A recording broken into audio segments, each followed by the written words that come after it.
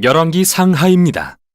현대 성경엔 둘로 나뉘어 있지만 원래는 하나의 책이며 앞에 나온 사무엘 하에서 이어지는 이야기입니다. 다윗은 이스라엘 지파들을 통일해 왕국을 세우는데요.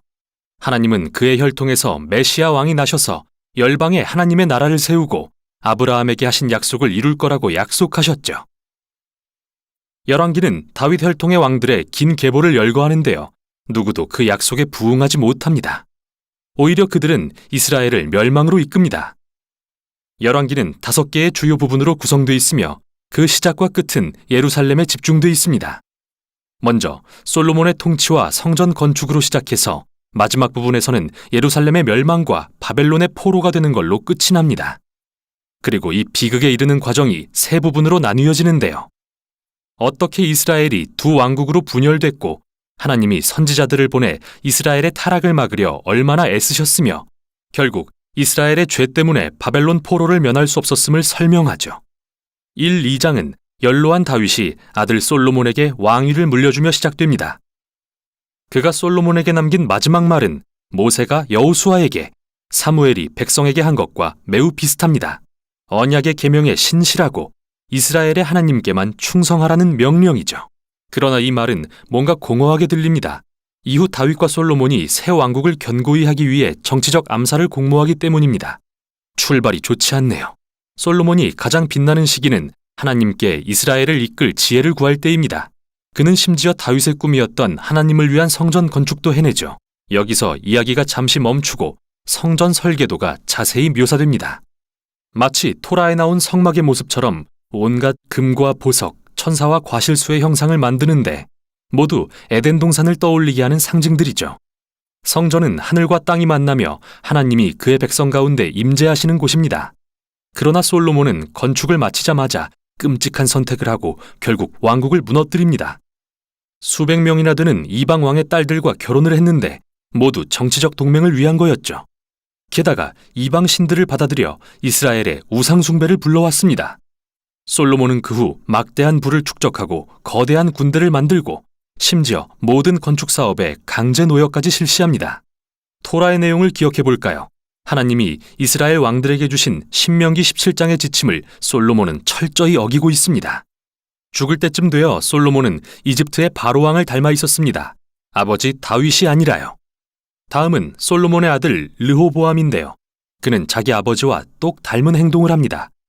권력을 향한 탐심과 욕망, 비극이 아닐 수 없습니다.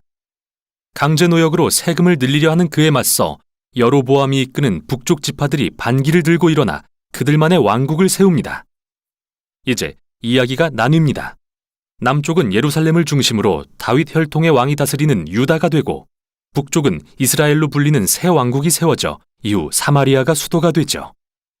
여로보암은 새롭게 두 성전을 짓고 남쪽의 솔로몬 성전과 겨루기 위해 성전마다 금송아지를 놓고 이스라엘의 하나님이라고 합니다. 출애굽기 32장에 금송아지를 떠올리지 않을 수 없죠. 이때부터 이야기는 남북을 왔다 갔다 하며 두 왕국의 운명을 추적합니다. 남북 모두 왕이 약 20명씩 있었는데 저자는 이 왕들의 통치에 대해 몇 가지 기준을 들어 평가합니다.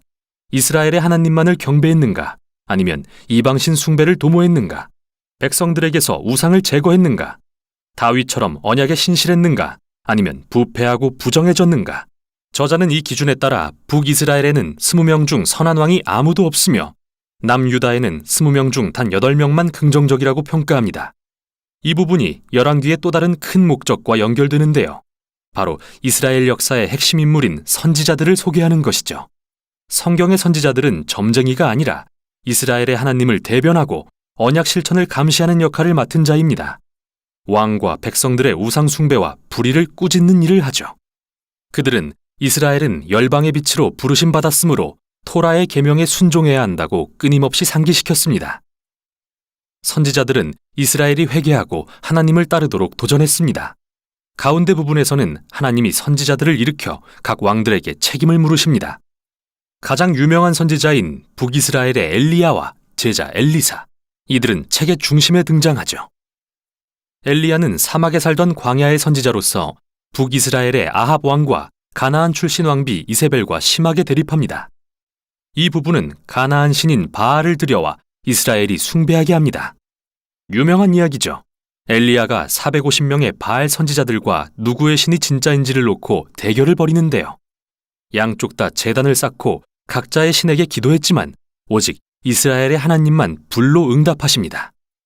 이 일 후 아합이 왕권을 이용해 이스라엘 농부를 죽이고 그 집안의 포도원을 빼앗자 엘리야는 다시 불의에 맞서 일어나 아합 가문의 멸망을 선포합니다.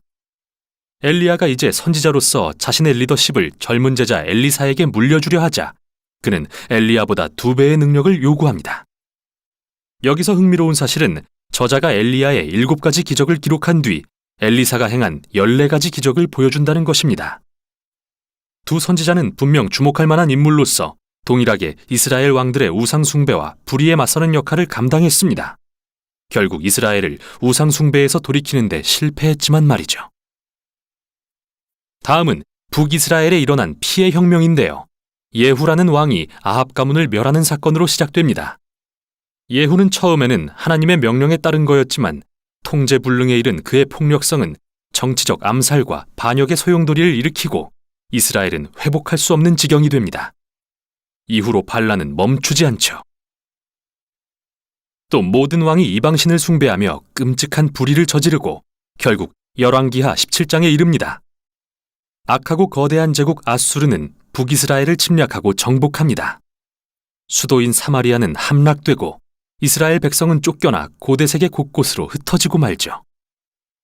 17장이 중요한데요.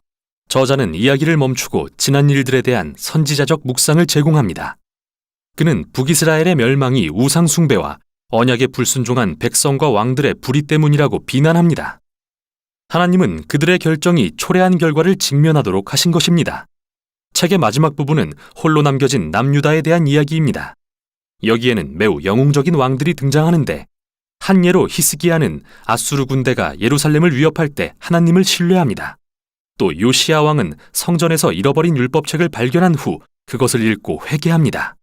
그리고 종교개혁을 단행해 우상 숭배와 가나안의 영향력을 제거합니다.